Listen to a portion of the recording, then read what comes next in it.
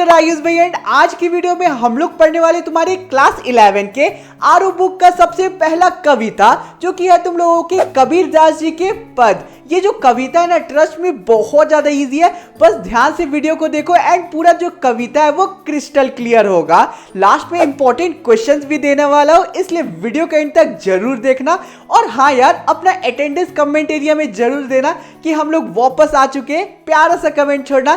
तो अब आराम से चुकू बैठो एंड आज की इस 3D एनिमेटेड वीडियो का मजा लो। तो हमारे ये जो कविता है उसे दो जन मिलके बहुत ही अच्छे से एक्सप्लेन करूंगा। पहला तो मैं हूँ तुम्हारा कविता टेलर भैया, दूसरा कौन है उनसे तुम खुद मिलो। नमस्ते बच्चों, मैं कबीर दास जी हूँ, इस कविता का कवि। और इस कविता के जरिए मैं इस पूरी दुनिया को ये समझाने की कोशिश करना चाहता हूँ कि जो हमारे भगवान है वो सिर्फ एक है। अलग अलग धर्मों के लोगों ने भगवान को अलग अलग बांट रखा है, लेकिन जो ईश्वर है वो केवल एक है जो कि कण कण में समाये हुए हैं। और इस कविता में ईश्वर प्राप्ति का ज्ञान देने वाला हूँ। इस ज्ञान को तुम लोगों को भी सुनना बहुत जरूरी है, इसलिए वीडियो को एंड तक देखना। तो हमारे पहले पद में हम लोगों को ये बताने की कोशिश की गई है कि जो हमारे भगवान है, ईश्वर है, प्रभु है, वो केवल एक है। जैसे लोगों ने उन्हें अलग अलग तरीके से बांट रखा है, भगवान सिर्फ एक है, अलग अलग नहीं है। और जो हमारे प्रभु है यानी कि ईश्वर है, वो कण कण में वास लेते हैं, यानी कि वो इस दुनिया में सभी जगह पे है। तो अब चलो हम लोग हमारे पहले पद को शुरू करते हैं एंड उसके पहले दो लाइंस को बहुत ही अच्छे से समझ लेते हैं। तो हमारे पहले पद के पहले दो लाइन है, हम तो एक एक करी जाने, दो ही कहे तिन्ही को दो जग, जिन नाहिन पहचाना। इसके अब शब्दार्थ देख लेते हैं। पहला वर्ड है तुम लोगों का करी जाना, जिसका मतलब होता है जानते हैं। सेकेंड है दोई, जिसका मतलब होता है दो। थर्ड है तुम लोगों का कहे, जिसका मतलब होता है कहते हैं। नेक्स्ट वर्ड है तिन्ही कौ, जिसका मतलब होता है उनको। दो जग का मतलब होता है नर्क, जिनका मतलब होता है जिन्होंने। नाहिन का मतलब होता है नहीं। आई होप तुम लोगों को शब्दार्थ क्लियर हो गए। तो अब चलो इन दोनों पंक्तियों का मतलब बहुत ही अच्छे से समझ लेते हैं। इन दोनों पंक्तियों में मैंने ये समझाने की कोशिश की है कि जो ईश्वर है वो कण कण में वास लेते हैं। मैंने अलग अलग धर्मों को बहुत ही अच्छे तरीके से समझा है और लोग जो करते हैं वो भगवान को अलग अलग बांट देते हैं। कोई कहता है भगवान एक है, कोई कहता है दो है, कोई कहता है तीन है या उससे ज्यादा है, लेकिन ये लोग ये नहीं समझ पाते कि भगवान सिर्फ एक ही है। ऐसे लोगों को नर्क मिलती है जो ये समझ नहीं पाते कि भगवान सिर्फ एक है। अब हमारे आगे के लाइंस है, एक ही पवन एक ही पानी, एक ही ज्योति समाना, एक ही खाक गड़े सब भाड़े, एक ही कोहरा साना।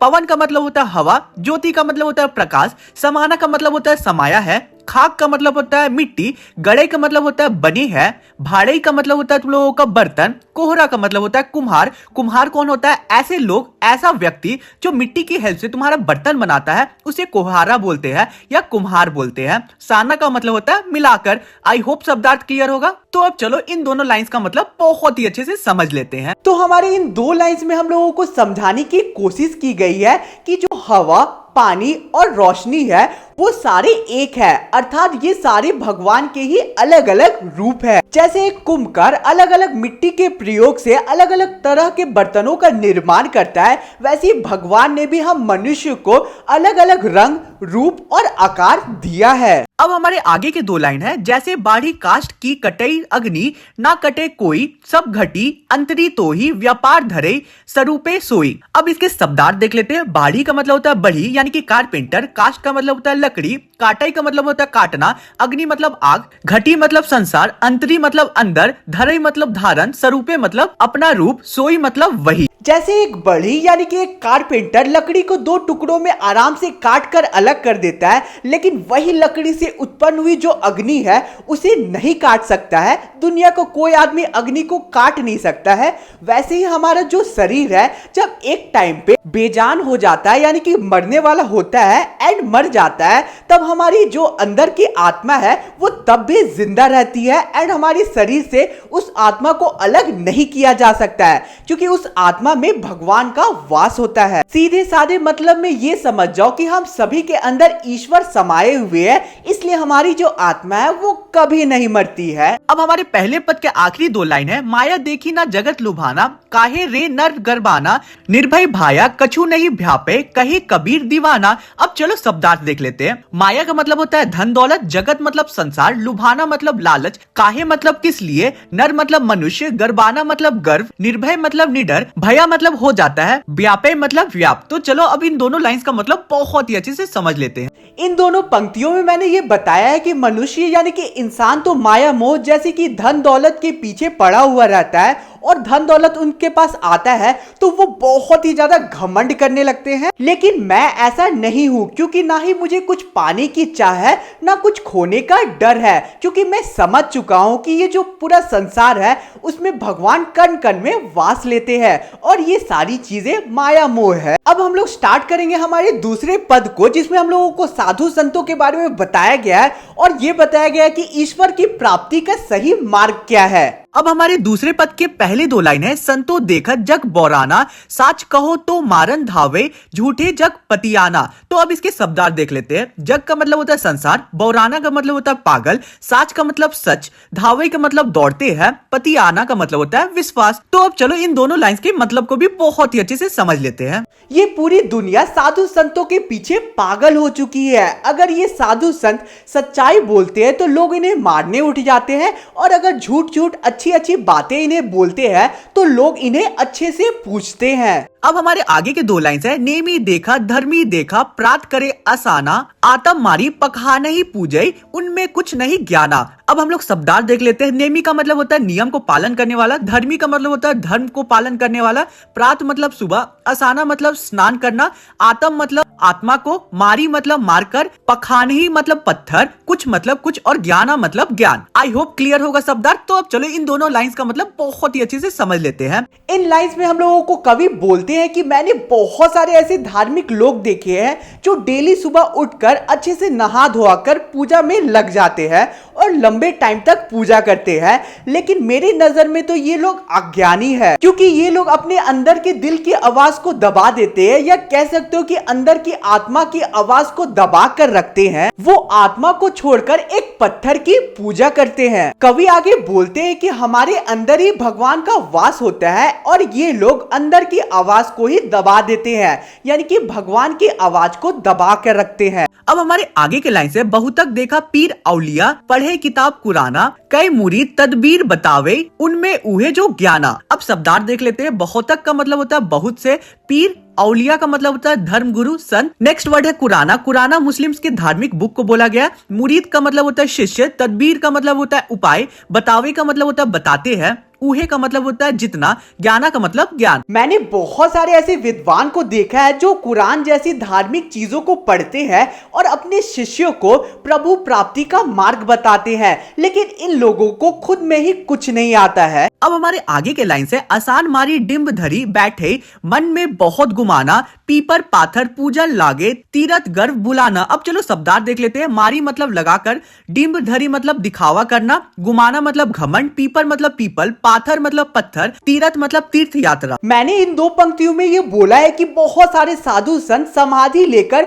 ध्यान मुद्रा में चले जाते हैं और प्रभु की ध्यान करते हैं और खुद में ही बहुत ज्यादा अभिमान करते हैं कि उनसे बड़ा भक्त कोई नहीं है। कुछ लोग पीपल के पेड़, कुछ लोग पत्थरों को, और कुछ लोग तो तीर्थ यात्रा पे चले जाते हैं प्रभु की प्राप्ति के लिए, लेकिन उन लोगों को ये नहीं पता होता है कि इन सारी चीजों से प्रभु की प्राप्ति नहीं होती है। अब हमारे आगे के लाइन है, टोपी पहिरे माला पहिरे, छाप तिलक अनुमाना, साखी शब्दी गावत भूले, आत्म खबरी न जाना। तो अब चलो इन दोनों लाइंस के शब्दार्थ देख लेते हैं। अनुमाना मतलब अनुमान करना, गावत मतलब गाते। कोई टोपी पहनता है, कोई माला पहनता है, कोई अलग अलग तरीके के तिलक लगाते हैं, और लोग जो है वो आरती करते हैं और आरती को बहुत ही अच्छे से सुनते हैं, गाते हैं, लेकिन वो खुद के अंदर की जो आवाज होती है उसे इग्नोर करते हैं, यानी कि अनदेखा करते हैं, जो ईश्वर की ही आवाज होती है। बेसिकली हम लोगों को यहाँ ये समझाने की कोशिश की गई है कि हमेशा अपने अंदर आत्मा की आवाज को सुनना चाहिए, पहचानना चाहिए, और वो जो बोल रही है वही करना चाहिए। तो अब चलो आगे के हमारे दो लाइंस को देख लेते हैं, जो कि है, हिंदू कहे मोही राम प्यारा, तुर्क कहे रहीमाना, आपस में दाऊ लरी लरी मोए, मर्म न कहूँ जाना। अब वर्ड मीनिंग देख लेते हैं। मोही मतलब मुझे, प्यारा मतलब प्यारा, तुर्क मतलब मुसलमान, दाऊ मतलब दोनों, लरी लरी मतलब लड़ना झगड़ना, मोए मतलब मर गए, मर्म मतलब रहस्य। आई होप क्लियर होगा शब्द। हिंदू कहते हैं हमें राम प्यारे हैं, मुस्लिम कहते हैं रहीम। ये सारे लोग अपने अपने भगवानों के नाम पे लड़ मरते हैं, लेकिन ये सारे लोगों को धर्मों के पीछे का असली ज्ञान नहीं पता है। घर घर मंत्र देत फिरत है, महिमा के अभिमाना, गुरु के सहित सीखे सब बूढ़े, अंधकाल पिछिताना। अब वर्ड मीनिंग देख लेते हैं। महिमा का मतलब होता है महत्व, अभिमानक मतलब अभिमान करना, सहित मतलब साथ, सिख्य मतलब शिष्य, बूढ़े मतलब डूब जाना।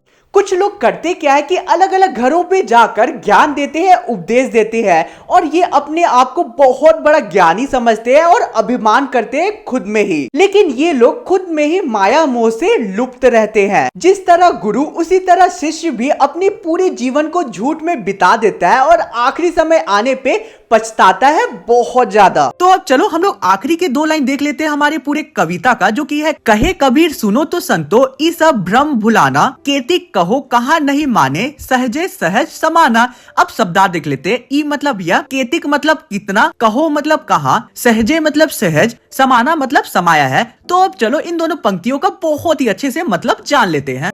आखिरी की 2 पंक्तियों में मैं सारे साधु संतों को ये समझाने की कोशिश करता हूँ कि उनके पास जो भी ज्ञान है वो सारी ज्ञान वो भूल जाए, क्योंकि ये सारी ज्ञान एक भ्रम है। ईश्वर सहज साधना के द्वारा ही प्राप्त किए जा सकते हैं, यानी कि धैर्य, शांति और प्रेम के जरिए ही प्राप्ति होती है भगवान की। आत्मा की शुद्धता ही प्रभु प्राप्ति का एक असली मार्ग है। तो यार इसी के साथ आज का हमारा पूरा कविता बहुत ही अच्छे से कंप्लीट होता है। यार मेरे इस प्यारे से छोटे से एफर्ट के लिए एक सब्सक्राइब और एक लाइक तो बनता है। बिना सब्सक्राइब किए प्लीज मत जाना, क्योंकि हम लोगों को जल्दी से 500 के सब्सक्राइबर का टारगेट को पूरा करना है।